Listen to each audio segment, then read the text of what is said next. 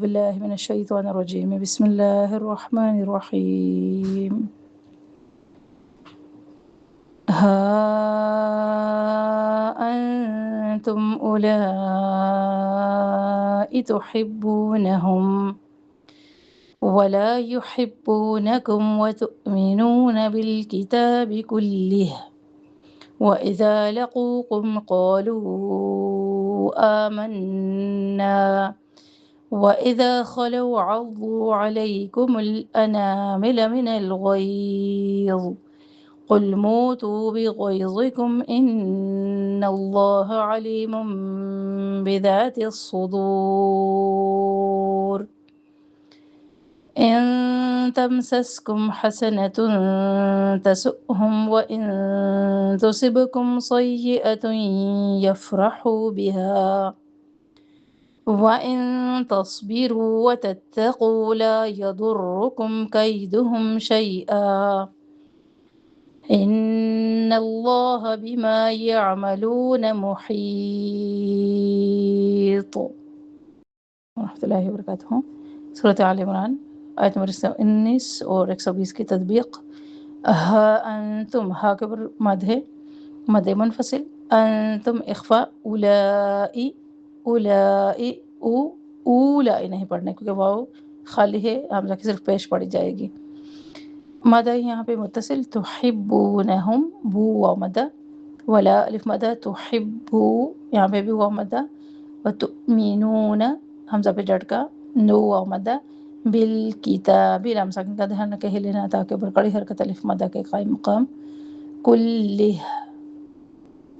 کلہ یہاں پہ ہا واضح ہونے چاہیے۔ وَإِذَا الف مدہ، لقو واو مدہ، قالوا مد منفصل، آمنا کڑی حرکت الف مدہ کے قائم مقام، نون مشدد غنہ اور پھر الف مدہ۔ وَإِذَا الف مدہ، خلو واو لین، عضو واو مدہ، علی لین، علیکم الانامل، نا الف مدہ، یہاں پہ لام ساکن کا دھیان رکھے لینا، من الغیظ، غی یا لین اور ضا کو نرمی سے بھی پڑھنا ہے، موٹا بھی ہے، غیظ، قل لام ساکن کا دھیان رکھے مہل لینا، موتو واو مدہ، بغی یا لین، بغیظکم، ضا کو موٹا اور نرمی سے پڑھنا ہے، ان غنہ اور لام سنہ کو پر پڑھنا ہے، علیمم تنوین کے بعد با اقلاب کر رہے ہیں غنہ کے ساتھ، اذا الف مدہ، ذات الصدور، صاد کو موٹا پڑھنا ہے، دو واو مدہ اور آخر میں وقف بالاسکان، ان یہاں پہ اخفا کر رہے ہیں، تمسسکم، میم ساکن اور سین ساکن دونوں کا دھیان رکھیں، میم بھی نہ ہلے، سین میں سختی اور سیٹھی واضح ہونی چاہیے، حسنتن یہاں پہ اخفا، تسؤہم حمزہ پہ ڈٹ کا، وَإِن یہاں پہ بھی اخفا ہے، تصیبکم با پہ قلقلہ، سیئتن تنوین کے بعد یا ادغام کر رہے ہیں غنہ کے ساتھ، یفرحو فا میں حمز جاری ہو، ہوا مدہ، ہا الف مدہ، وَإِن باریک اخفا کر رہے ہیں، تصبرو صاد کو موٹا پڑھنا ہے، رو واو مدہ، وتتقو واو مدہ، لا یضرکم، اور ضاد کو موٹا پڑھنا ہے، را بھی موٹا ہے لیکن ضاد کی کیفیت را سے زیادہ موٹی ہے، کیدہم کیلین، شیئا شیلین، وقف بالابدال کر رہے ہیں یہاں پہ، ان اللہ غنہ لام سال کو پر پڑھ رہے ہیں، بیما الف مدہ، یعملون، یا لو مدہ، محیط، حی مدہ اور وقف الاسکان اور طوا کو ہم قلقلہ کے ساتھ چھوڑ دیں گے، تقبل اللہ منی و منکم۔ نحمده ونصلي على رسوله الكريم اما بعد فاعوذ بالله من الشيطان الرجيم بسم الله الرحمن الرحيم ربنا اشرح لنا صدورنا ويسر لنا امورنا واحلل عقدة من لساننا يفقهوا قولنا واجعلنا وزيرا من اهلنا اللهم فقهنا في الدين ربنا زدنا علما رب يسر ولا تعسر وتمم بالخير وبك نستعين۔ الحمدللہ سورہ آل عمران کی 2 آیات آیات کو آج ہم پڑھیں گے، آیت نمبر 119 اور 120۔ آیت نمبر 119 میں پہلے ہم آیات کا ترجمہ روٹ ورڈز دیکھ لیتے ہیں۔ آیت نمبر 119 میں اللہ سبحانہ تعالیٰ فرما رہا ہے ہاں تم خبردار تم ہو، اولائی وہ لوگ، تحبونہم تم محبت رکھتے ہو، ولا اور نہیں یحبونکم وہ محبت رکھتے تم سے، وتؤمنون اور تم ایمان رکھتے ہو بالکتابی کتاب پر، کلہ ساری کی ساری، وَإِذَا اور جب لقوکم وہ ملاقات کرتے ہیں تم سے، قالوا وہ کہتے ہیں آمنا ہم ایمان لے آئے، وَإِذَا اور جب خلوا وہ الگ ہوتے ہیں تنہا ہوتے ہیں، عَضُّوا علیکم وہ کاٹتے ہیں تم پر، الانامل اپنی انگلیاں، من الغیظ غصے سے، قل کہہ دیجئے موتو مر جاؤ، بغیظکم ساتھ اپنے غصے کے، ان اللہ بے شک اللہ تعالیٰ علیم علم رکھنے والا ہے، جاننے والا ہے، بذات الصدور سینوں کے بھید، سینوں والی چیزیں، سینوں کے اندر جو چھپا ہوا ہے وہ سب جاننے والا ہے۔ ہاں انتم، ہاں حروف تنبیہ ہے، اس کا معنی ہوتا ہے سنو یا خبردار۔ ہاں جو ہے یہ حروف تنبیہ اس کو کہا جاتا ہے۔ اس کے بعد ہے خلو ایک لفظ ہے، خا لام واؤ، خا لام واؤ، خلو کا مطلب ہوتا ہے الگ ہوتے ہیں، تنہا ہوتے ہیں، خلوت میں ہوتے ہیں، خلا بھی اسی سے ہے۔ اور پھر اس کے بعد ہے عضو، عین ضاد، عضو کسی چیز کو دانت سے پکڑنا یا کاٹنا یا دانت پیسنا، اس کے لیے بھی یہی لفظ استعمال کیا جاتا ہے۔ عضو دانت پیسنے کے لیے بھی غیظ و غضب کی شدت کا بیان ہے۔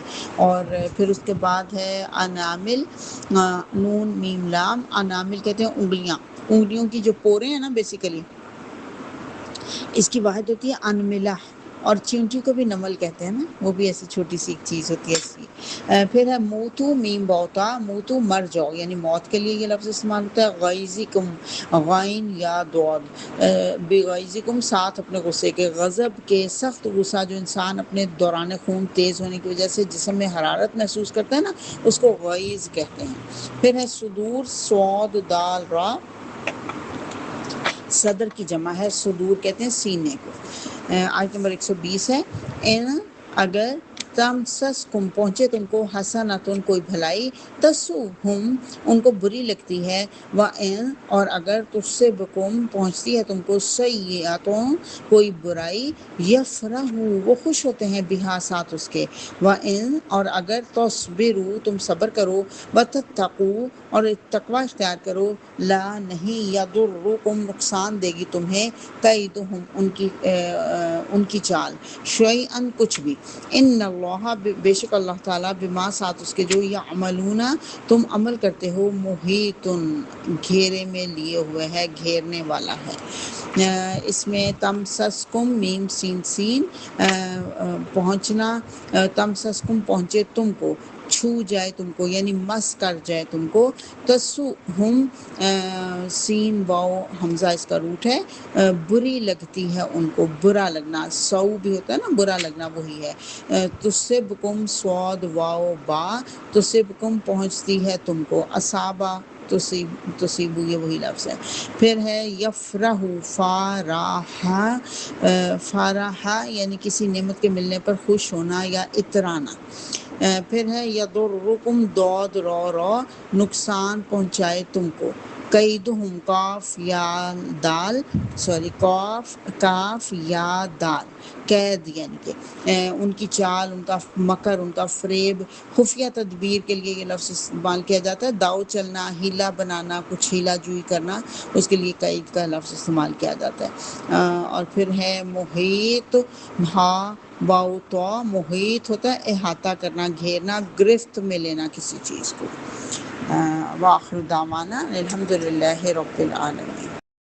نحمده ونصلی علی رسولہ الکریم اما بعد فاعوذ باللہ من الشیطان الرجیم بسم اللہ الرحمن الرحیم۔ سورہ آل عمران کی 2 آیات کو ہم پڑھ رہے ہیں، آیت نمبر 119 اور 120 کو۔ سورہ آل عمران کی آیت نمبر 119 میں اللہ سبحانہ تعالیٰ خبردار کر رہے ہیں، شروع میں ہی آگاہ کر رہے ہیں، وارن کر رہے ہیں کہ اللہ فرما رہے ہیں کہ ہاں انتم، خبردار تم وہ لوگ ہو، اولائی تم ہی وہ لوگ ہو، تحبونہم جو محبت رکھتے ہیں ان سے، ولا یحبونکم اور وہ تم سے ہرگز محبت نہیں رکھتے۔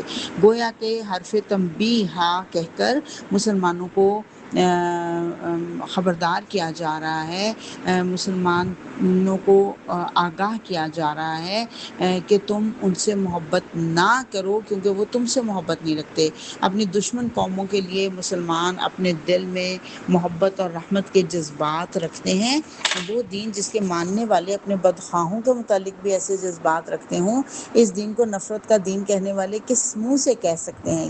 یہ آیت واضح کرتی ہے مسلمانوں کے پاکیزہ جذبات کو، جو انسانی احساسات ہیں کہ وہ دشمنوں کی جو خطرناک چالیں ہیں ان کے باوجود ان سے محبت رکھتے ہیں۔ تو اللہ نے ان سے محتاط رہنے کا، چوکنا رہنے کی تنبیہ کی ہے کہ ان کے بارے میں تمہارے دل تو صاف ہیں اور لیکن ان کے دل تمہارے بارے میں صاف نہیں ہیں۔ تم تو وَتُؤْمِنُونَ بِالْكِتَابِ كُلِّهِ، تم تو ان کی جو الہامی کتابیں ہیں ان پر بھی سچے دل سے ایمان لاتے ہو، لیکن ان کی یہ حالت نہیں ہے۔ وہ تمہارے روبرو تو ایمان کا اقرار کرتے ہیں، لیکن جب تم سے الگ ہوتے ہیں تو مارے حسد کے اپنی انگلیاں چبانے لگتے ہیں۔ تمہاری ترقی اور اسلام کی کامیابیاں ان کے لیے سہانے روح ہو جاتی ہیں۔ اور جو شیخ سعدی رحمۃ اللہ علیہ نے کہا کہ حسد کا علاج صرف ایک ہی ہے کہ وہ حسد کی آگ، اپنے حسد کی آگ میں جل کر خود ہی خاکستر ہو جاتا ہے۔ تو یہاں پہ یہی بتا رہا ہے اللہ سبحانہ وتعالیٰ کہ تم ہو کہ ان کو دوست رکھتے ہو، تمہاری شرافت اور سادہ لوہی ہے کہ تم ان سے محبت کرتے ہو اور پرانے تعلقات اور دوستیاں نبھانا چاہتے ہو۔ پہلے گزشتہ سبق میں بات ہو چکی نا کہ اوس اور خزرج کیونکہ یہود و نصارہ کے ساتھ رہتے تھے، یہودیوں کے ساتھ رہتے تھے تو بہت دوستیاں تھیں آپس میں، تو وہی دوستیاں قائم رکھنا چاہتے تھے، لیکن اللہ نے بتا دیا کہ جان لو ولا یحبونکم، وہ تم سے بالکل محبت نہیں رکھتے، تم سے بالکل دوستی نہیں رکھتے، اور تم تو حالانکہ تم تو ان کی کتاب کو بھی مانتے ہو، تورات کو بھی مانتے ہو، انجیل کو بھی مانتے ہو۔ اور سورہ نساء میں تورات اور انجیل کے لیے اللہ نے لفظ استعمال کیا کہ نصیبا من الکتاب، اور اللہ نے فرمایا کہ کیا تم نے ان لوگوں کو نہیں دیکھا جنہیں کتاب کا حصہ دیا گیا تھا؟ یہ ساری کتابیں ام الکتاب سے ہی آئی ہیں نا، ام الکتاب جو اللہ کے پاس ہے اسی میں سے پھر تورات آئی، زبور آئی، انجیل آئی اور پھر قرآن مجید آیا۔ تو مسلمان تو پوری کی پوری کتاب کو مانتے ہیں، جو ام الکتاب ہے اس کو پوری کی پوری کو مانتے ہیں، اور لیکن یہ لوگ نہیں مانتے، ظاہر کرتے ہیں جب تم سے ملتے ہیں وَإِذَا لَقُوكُمْ قَالُوا آمَنَّا، جب تم سے ملتے ہیں کہتے ہیں ہم تو ایمان لیا ہے، ہم تو مومن ہیں، لیکن اذا خلو، جب بھی الگ ہوتے ہیں، تنہا ہوتے ہیں، خلوت میں ہوتے ہیں، عضوا علیکم الانامل من الغیظ، وہ اپنی انگلیاں چباتے ہیں غصے کی وجہ سے۔ جب وہ دیکھتے ہیں کہ کوشش کے باوجود وہ کامیاب نہیں ہو رہے، اسلام کا معاملہ مسلسل آگے بڑھتا چلا جا رہا ہے، تو غصے میں پیچو تاب کھاتے ہیں، اپنی انگلیاں چبانے لگتے ہیں۔ استغفر اللہ۔ قل موتو، ان سے کہہ دو کہ مر جاؤ، بغیظکم، اپنے غصے کی آگ میں جل کر مر جاؤ، یعنی تمہارا تو صرف یہی علاج ہے، تمہارے حسد کا علاج تو یہی ہے کہ تم اپنے ہی حسد کی آگ میں جل کر مر جاؤ۔ ان اللہ علیم بذات الصدور، بے شک اللہ تعالیٰ دلوں کے حال جاننے والا ہے، دلوں کے راز جاننے والا ہے۔ اللہ کو پتہ ہے تم دلوں میں جو چھپاتے ہو، یعنی مسلمانوں کے پاس آ کے بڑا اچھا شو کرتے تھے، اپنے آپ کو مسلمان ظاہر کرتے تھے، کہتے تھے ہم تو بڑے آپ کے ہمدرد ہیں، ہم تو آپ کے ساتھ ہیں، لیکن جیسے ہی تنہائی میسر آتی تھی تو یہ اپنے جو غصے کا اظہار کرتے تھے، تو اللہ نے کہا کہ اسی غصے کی آگ میں جل کر تم مر جاؤ۔ پھر اللہ فرما رہا ہے ان تمسسکم، اگر پہنچتی ہے تم کو حسنتن، کوئی بھلائی، تسؤہم، تو وہ ان کو بری لگتی ہے، یعنی اگر تم کو کامیابی حاصل ہو جائے، کہ فتح نصیب ہو جائے تو اس سے ان کو تکلیف پہنچتی ہے۔ مسلمانوں کی خوشحالی دیکھ کر، مسلمانوں کی ترقی دیکھ کر اگر یہ ہمدرد ہوں مسلمانوں کے تو ان کو خوشی ہونی چاہیے، لیکن ان کو خوشی نہیں ہوتی، بلکہ ان کو بڑی تکلیف ہوتی ہے جب مسلمانوں کو کوئی خوشی پہنچتی ہے۔ لیکن اللہ فرما رہا ہے وَإِن تُصِبْكُمْ، اور اگر پہنچے تم کو سیئۃ، کوئی تکلیف، کوئی برائی، یفرحوا بہا، تو بڑے خوش ہوتے ہیں اس بات کے اوپر۔ اگر تم کو کوئی ان کی کوئی تمہیں مشکل پہنچتی ہے تو یہ بڑی خوشی کا اظہار ہوتا ہے ان کے دلوں میں۔ ان کی جو منافقین کی شدید عداوت ہے نا، اس کا ذکر ہے کہ جو مومنوں کے ساتھ تھی، کہ مسلمانوں کو خوشحالی میسر آتی، اللہ تعالیٰ کی طرف سے کوئی تائید اور نصرت ملتی، مسلمانوں کی تعداد اور قوت میں اضافہ ہوتا، تو منافقین کو بہت برا لگتا۔ لیکن اگر مسلمان قحط میں، تنگ دستی میں مبتلا ہوتے، یا اللہ کی مشیت سے دشمن وقتی طور پر مسلمانوں پر غالب آ جاتا، تو بڑے خوش ہوتے۔ مقصد یہ بتلانے سے یہ ہے کہ جن لوگوں کا یہ حال یہ ہو، کیا وہ اس لائق ہو سکتے ہیں کہ مسلمان ان سے محبت کی پینگیں بڑھائیں، انہیں اپنا رازدان اور دوست بنائیں؟ اسی لیے اللہ تعالیٰ نے یہود و نصارہ سے بھی دوستی رکھنے سے منع فرمایا، جیسا کہ دوسرے مقامات پہ بھی ہم پڑھ آئے ہیں، اس لیے کہ وہ مسلمانوں سے نفرت اور عداوت رکھتے ہیں، ان کی کامیابیوں سے ناخوش اور ان کی ناکامیوں سے خوش ہوتے ہیں۔ یہاں پہ ایک بہت بڑی حقیقت کی طرف اشارہ کر دیا گیا کہ بظاہر یہ تمہارے دوست بن رہے ہیں، لیکن دراصل یہ تمہارے دوست نہیں ہیں، بلکہ ان کو تو تمہاری تکلیف سے خوشی ہوتی ہے اور تمہاری کامیابی سے ان کو تکلیف ہوتی ہے۔ پھر اللہ فرما رہا ہے وَإِن تَصْبِرُوا، اور تم کیا کرو؟ صبر کرو۔ گویا کہ یہ تو زندگی کی اس امتحان گاہ میں یہ نہیں ہو سکتا کہ مخالفت کے طوفان نہ اٹھیں، یہ نہیں ہو سکتا، یہ تو ہوگا ہی ہوگا۔ تو تم نے اس کے بارے میں کیا کرنا ہے؟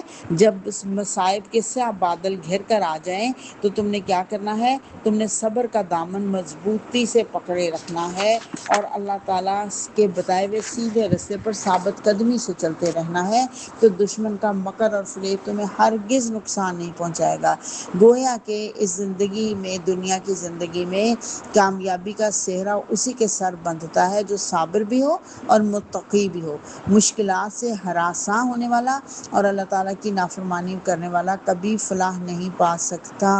یعنی یہ ہم پہلے بھی پڑھ چکے ہیں نا، سورہ البقرہ میں بھی اللہ تعالیٰ نے کہا تھا کہ وَاسْتَعِینُوا بِالصَّبْرِ وَالصَّلَاةِ وَإِنَّهَا لَكَبِیرَةٌ إِلَّا عَلَى الْخَاشِعِینَ، کہ خشوع کرنے والوں کے لیے مشکل نہیں، اس کے علاوہ ہر ایک کے لیے مشکل ہے۔ تو یہاں پہ صلاۃ کی جگہ پہ لفظ تقویٰ آ گیا۔ سورہ البقرہ میں صبر اور صلاۃ سے مدد لینے کی بات کی گئی تھی، یہاں صلاۃ کی جگہ تقویٰ کی بات کی گئی کہ صبر اور تقویٰ، کہ اگر تم یہ کرتے رہو گے تو بالآخر ان کی ساری سازشیں ناکام ہو جائیں گی، وہ ناکام ہو جائیں گے، وہ رسوا ہو جائیں گے۔ ان کے مکر و فریب سے بچنے کا طریقہ اور علاج بتایا جا رہا ہے، گویا کہ صبر اور تقویٰ، یہ اس صبر اور تقویٰ کے فقدان نے ہی غیر مسلموں کی سازشوں کو کامیاب بنا رکھا ہے۔ آج ہم دنیا میں دیکھ رہے ہیں، لوگ سمجھتے ہیں کہ کافروں کی کامیابی جو ہے ان کی سائنس اور ٹیکنالوجی میں ترقی کی وجہ سے، ہرگز ایسا نہیں۔ واقع یہ ہے کہ مسلمانوں کے درمیان جو صبر اور تقویٰ کا فقدان پیدا ہو گیا ہے، اس کی وجہ سے مسلمان اتنی پستی اور زوال کا شکار ہو رہے ہیں۔ اللہ نے مسلمانوں کی کامیابی کے لیے ایک کنجی بتا دی ہے، کلید بتا دی ہے کہ تم صبر اور تقوی سے کام لوگے تو تمہیں کامیابی نصیب ہوگی۔ اور پھر اللہ فرما رہا ہے کہ ان اللہ بما یعملون محیط، بے شک اللہ اس کو جو وہ عمل کر رہے ہیں گھیرنے والا ہے۔ گویا کہ یہاں بتا دیا گیا کہ اللہ کے دائرے سے نہیں نکل سکتے، اللہ کی حدود سے نہیں نکل سکتے۔ اللہ نے جو حدود مقرر کر رکھی ہیں، ان کی ساری اچھل کود، ان کی ساری سازشیں اسی حد کے اندر اندر رہیں گی۔ چنانچہ اللہ تعالیٰ یہ ضمانت دے رہا ہے ایک طرح سے کہ یہ لوگ تمہیں کوئی مستقل نقصان نہیں پہنچا سکیں گے۔ کیوں؟ کیونکہ اللہ نے ان کو گھیرے میں لیا ہوا ہے۔ جہاں تک اللہ اجازت دے گا وہاں تک ہی یہ کچھ نہ کچھ اپنے مکر فریب کریں گے۔ تمہیں کوئی ذہنی طور پہ، تمہیں جو پیچھے ہم نے پڑھا نا کل کے سبق میں، ذہنی مشقت میں ڈالیں گے، خلجان میں مبتلا کریں گے، شکوک و شبہات میں مبتلا کرنے کی کوشش کریں گے، لیکن دائمی کامیابی ان کو کبھی نہیں ملے گی۔ مسلمانوں کو پوری طرح سے یہ شکست نہیں دے سکیں گے کبھی بھی، وہ صرف تھوڑی دیر کے لیے ہوگا۔ لیکن پھر اللہ کہہ رہا ہے کیوں؟ کیونکہ اللہ کہہ رہا ہے میں نے ان کو گھیرے میں لیا ہوا ہے۔ گویا کہ اللہ نے گھیرے میں لیے ہوئے کا کیا مطلب ہے؟ کہ اللہ نے گھیرا ہوا ہے، جتنی دیر تک اللہ چاہے ان کو مہلت دے، ان کو چھوٹ دے، وہ اپنی من مانیاں کرتے رہیں، جب اللہ چاہے گا اس گھیرے کو تنگ کر لے گا اور وہ ان کی اللہ کے گھیرے کی لپیٹ میں آ کے رسوا اور ناکام ہو جائیں گے۔ تو ہمیں اللہ کی مدد اگر چاہیے، اللہ کی مدد تبھی ملے گی اگر ہم صبر سے اور تقوی سے کام لیں گے۔ اور یہاں یہ دو ہتھیار اللہ نے دے دیے مسلمانوں کو کہ ان کی دشمنیوں سے بچنے کا بہترین طریقہ کیا ہے کہ صبر اور تقوی سے کام لیتے رہو۔ وآخر دعوانا ان الحمد للہ رب العالمین۔ اللہم آنس واسقنا فی قبورنا، اللہم ارحمنا بالقرآن العظیم واجعلہ لنا اماما ونورا وہدی ورحمہ، اللہم ذکرنا منہ ما نسینا وعلمنا منہ ما جہلنا وارزقنا تلاوتہ آناء اللیل وآناء النہار واجعلہ لنا حجتا یا رب العالمین۔